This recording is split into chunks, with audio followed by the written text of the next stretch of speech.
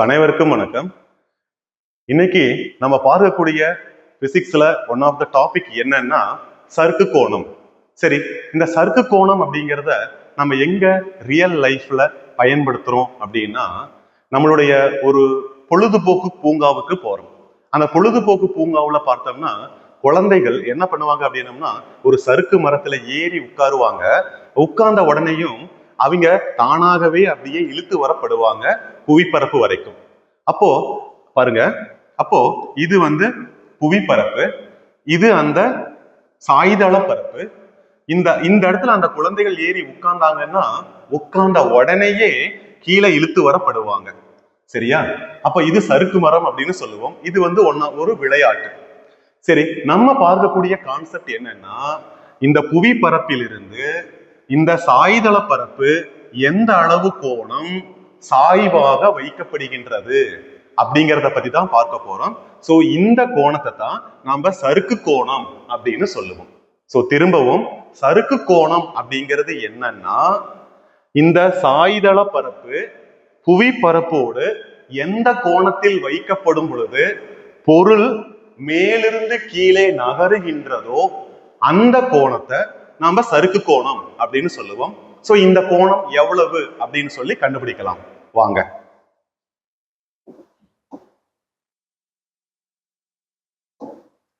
So first நான் என்ன எடுத்துக்க போறேன் அப்படின்னா, புவிப்பரப்பை கற்பனை பண்ணிக்க போறேன். எடுத்தாச்சு.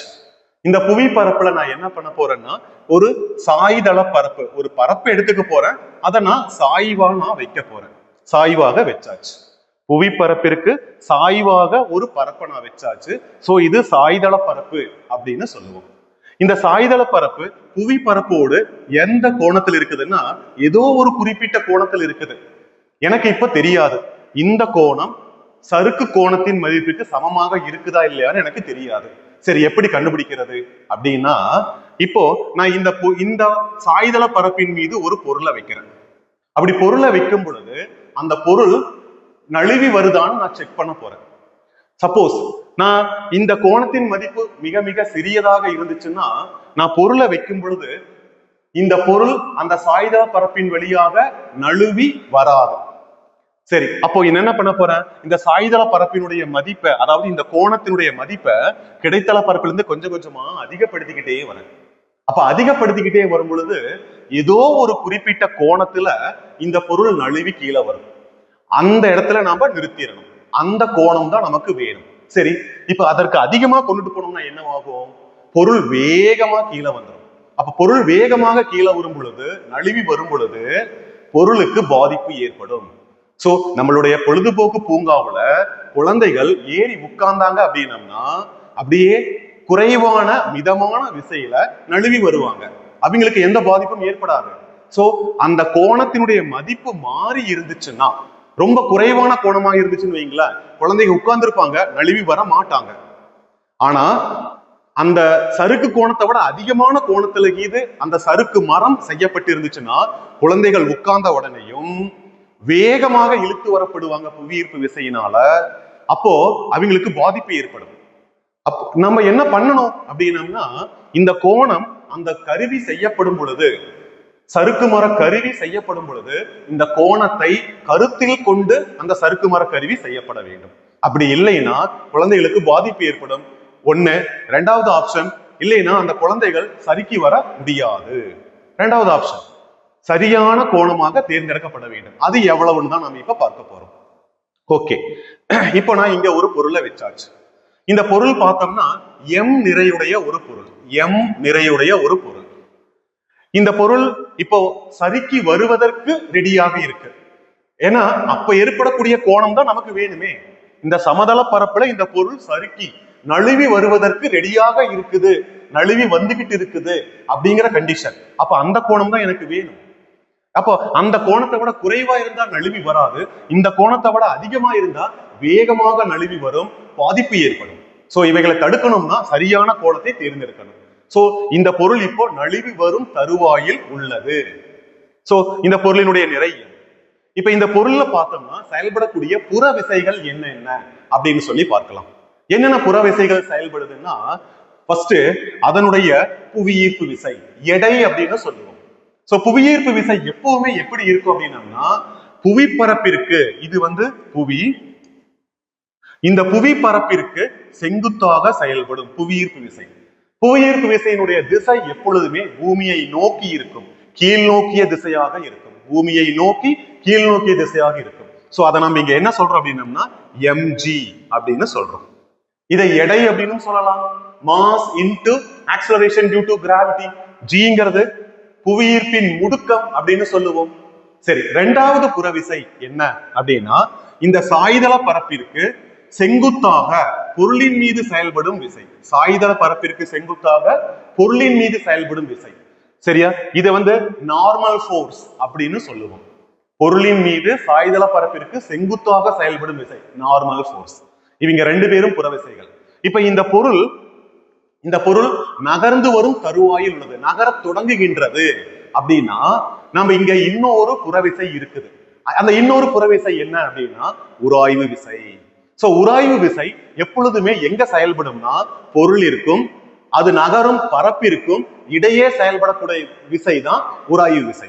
சோ அப்ப இந்த இடத்துல பாருங்களேன், இது பொருள்னு தெரியும், இது அந்த பரப்புன்னு தெரியும். அப்ப இந்த ரெண்டுக்கும் இடைப்பட்ட பகுதியில உருவாகக்கூடிய விசை உராய்வு விசை. சரி, இந்த உராய்வு விசையினுடைய திசை என்ன அப்படின்னா, பொருள் நகரும் திசைக்கு எதிர் திசையில் இருக்கும். ஏன்னா உராய்வு விசை என்ன பண்ணும், பொருளின் இயக்கத்தை எதிர்க்கும், அதுதான் உராய்வு விசை. அப்போ பொருள் நகரும் திசை என்ன, இதுதான் பொருள் நகரும் திசை. இந்த திசைக்கு எதிர் திசையில் அந்த உராய்வு விசை செயல்படும். பாருங்க, இதுதான் அந்த உராய்வு விசையினுடைய திசை. இத இப்ப பொருள் நகர தொடங்குகிறதா, அப்ப அங்க இருக்கக்கூடிய உராய்வு விசை ஓய்வு நிலை உராய்வு விசையாக இருக்கும். அப்போ இத Fs அப்படின்னு சொல்லலாம். இத ஸ்டாட்டிக் ஃபிரிக்ஷன் அப்படின்னு சொல்லுவோம். Static friction or static frictional force, ஓய்வின் உராய்வு விசை அப்படின்னு சொல்லலாம். அப்போ இங்க பாருங்களேன், என்னென்ன விசைகள் செயல்படுதுன்னு நமக்கு தெரிஞ்சிருச்சு. புற விசைகள் எல்லாமே தெரிஞ்சாச்சு. ஒண்ணு புவியீர்ப்பு விசை, இன்னொன்னு அந்த பொருளிற்கு செங்குத்தாக செயல்படக்கூடிய விசை, மூன்றாவது உராய்வு விசை. பொருள் நகரும் திசைக்கு எதிர் திசையில் இருக்கும். இப்ப இவங்க விசைகள் எல்லாத்தையும் நம்ம சமன்படுத்தணும் அப்படின்னா நமக்கு தேவையான சறுக்கு கோணத்தின் மதிப்பு என்ன அப்படின்னு கிடைச்சது. சரி, எப்படி விசைகளை சமப்படுத்துவது அப்படின்னு சொல்லி பார்க்கலாம். இங்க நான் என்ன பண்ண போறேன் அப்படின்னம்னா, இந்த mg அப்படிங்கிற புவியீர்ப்பு விசையை இரண்டு கூறுகளாக பிரிக்க போறேன். mgங்கிற புவியீர்ப்பு விசையை இரண்டு கூறுகளாக பிரிக்க போறேன். ஒரு கூறு எப்படி இருக்கும் அப்படின்னம்னா, இதை செங்குத்து கூறு அப்படின்னு சொல்றோம். பாருங்க, இந்த சமதள பரப்பிற்கு செங்குத்தாக, இன்னொன்னு சமதள பரப்பிற்கு இணையாக. இந்த mgங்கிறத இரண்டு கூறுகளாக நாம பிரிச்சாச்சு. சரி, இப்போ எதனுடைய மதிப்பை நம்ம சைன், எதனுடைய மதிப்பை காஸ் தீட்டா அப்படின்னு சொல்றதுன்னா, தீட்டா தெரிஞ்சதுன்னா எந்த கூறு சைன் எந்த கூறு காஸ் அப்படின்னு நம்மளால சொல்ல முடியும். ஏன்னா இதற்குண்டான பகுதிகளை ஏற்கனவே முந்தைய பாடங்கள்ல படிச்சிருக்கோம். இப்ப தீட்டா மதிப்பை மட்டும் கண்டுபிடிக்கலாம். என்ன தீட்டா மதிப்பு, எப்படி தீட்டா மதிப்புன்னா இதுதான் அந்த தீட்டா மதிப்பு. இதை வச்சுதான் இந்த ரெண்டு இடத்துல எங்க தீட்டா வருது அப்படின்னு நம்ம தெரிஞ்சுக்கலாம். சரி, ரைட், ஓகே. எப்படி கண்டுபிடிக்கிறதுன்னா பாருங்க, ஏதோ ஒரு ரெண்டு கோடுகளுக்கு இடையே மதிப்பானது தீட்டா அப்படின்னு வச்சுக்கலாம். இது ஒரு ஃபார்முலா மாதிரி. ஏதாவது ஒரு ரெண்டு கோடுகளுக்கு இடையேயான மதிப்பு தீட்டா. சரி, இப்ப இந்த தீட்டா எப்படி மாறப்போகுது, எங்க இருக்க போகுது, இதே அளவு தீட்டா எங்க இருக்க போகுது அப்படின்னு சொல்லி பாருங்க. இப்ப இதுக்கு நான் ஒரு செங்குத்து கோடு வரையறேன். பாருங்களேன், இது ஃபர்ஸ்ட் லைன், இது செகண்ட் லைன். இந்த ஃபர்ஸ்ட் லைனுக்கு உண்டான ஒரு செங்குத்து கோடு நான் வரைஞ்சிட்டேன். அடுத்தது ரெண்டாவதுக்கு உண்டான ஒரு செங்குத்து கோடு நான் வரைஞ்சிட்டேன். சரியா? இப்ப இந்த மதிப்பு தீட்டானா இந்த மதிப்பும் தீட்டாவாகத்தான் இருக்கும். ஏதாவது இரண்டு கோடுகளுடைய மதிப்பு அல்லது இரண்டு கோடுகளுக்கு இடையேயான கோணத்தின் மதிப்பு அவ்விரு கோடுகளின் செங்குத்து கோடுகளினுடைய மதிப்பிற்கும் கோணத்திற்கும் சமமாக இருக்கும். சரிங்களா? இதனுடைய மதிப்பு தான் இங்க இருக்கும். இந்த கோணம் என்னவோ அந்த கோணம் தான் இங்க இருக்கும். அதனுடைய அடிப்படையில இப்ப பாருங்க, இந்த ரெண்டு கோடுகளுக்கு இடையேயான கோணம் என்ன இருக்கோ, இந்த ரெண்டு கோடுகளுக்கு இடையான கோணம் தீட்டாவா, அப்ப இதனுடைய செங்குத்து கோடு இதுன்னு சொல்லுவோம். பாருங்க, இதனுடைய செங்குத்து கோடு இது, இதனுடைய செங்குத்து கோடு இது.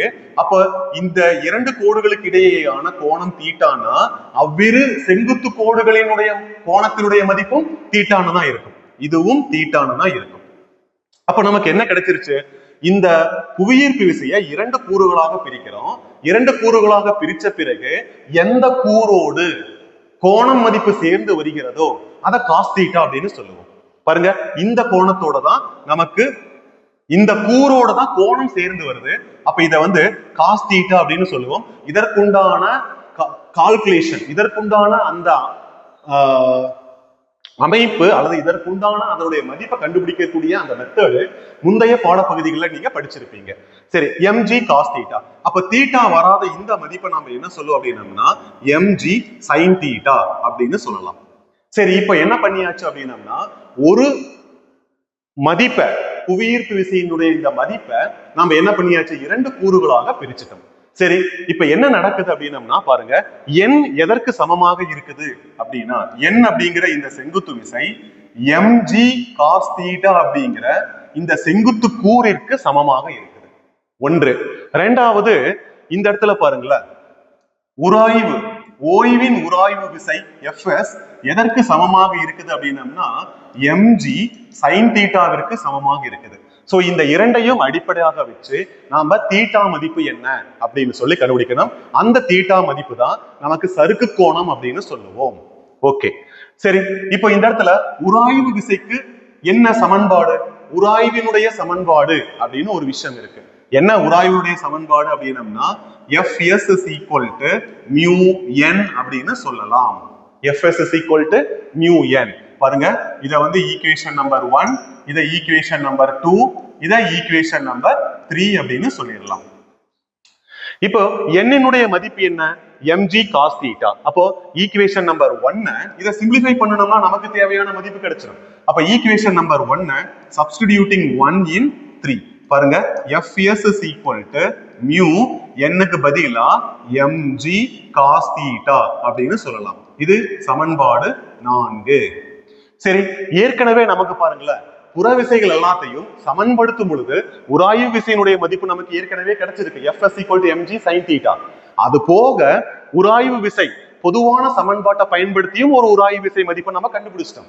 இப்ப நமக்கு ரெண்டு உராய்வு விசைகளுடைய சமன்பாடு இருக்கு, equation number 2 and equation number 4. இப்ப இந்த ரெண்டு பேரையும் நாம என்ன பண்ணலாம் அப்படின்னம்னா சமப்படுத்துவோம். பாருங்க, கம்பேரிங் அல்லது ஈக்குவேட்டிங், இந்த இடத்துல செகண்ட் ஈக்குவேஷனையும் ஃபோர்த் ஈக்குவேஷனையும் சமப்படுத்துவோம்.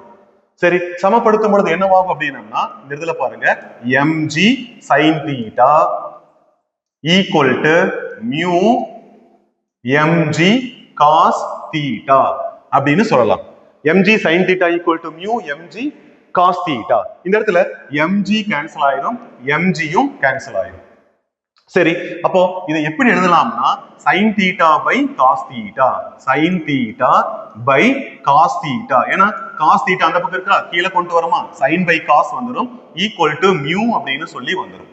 சோ இந்த இடத்துல sin by cos நம்ம என்ன சொல்லலாம் அப்படின்னம்னா பாருங்க, tan θ அப்படின்னு சொல்லலாம். sin by cos tan θ equal to நம்ம mu அப்படின்னு சொல்லலாம். இத கோஎஃபிஷியன்ட் ஆஃப் ஃபிரிக்ஷன் அப்படின்னு சொல்லுவோம். mu அப்படிங்கிறது கோஎஃபிஷியன்ட் ஆஃப் ஃபிரிக்ஷன். அப்ப இதுல இருந்து தீட்டா மதிப்பு தான் நம்ம கண்டுபிடிக்கணும். ஆக்சுவலா நம்மளுடைய பாடப்பகுதியில இதோடு நிறுத்தப்பட்டிருக்கும். நமக்கு தீட்டா மதிப்பு தான் வேணும். அப்ப theta equal to tan inverse of mu அப்படின்னு சொல்லுவோம். சரியா, இதுதான் என்னன்னா நமக்கு தேவையான சறுக்கு கோணத்தினுடைய சமன்பாடு. இந்த சறுக்கு கோணத்தை ஆங்கிள் ஆஃப் ரிப்போஸ் அப்படின்னு சொல்லுவோம். நன்றி.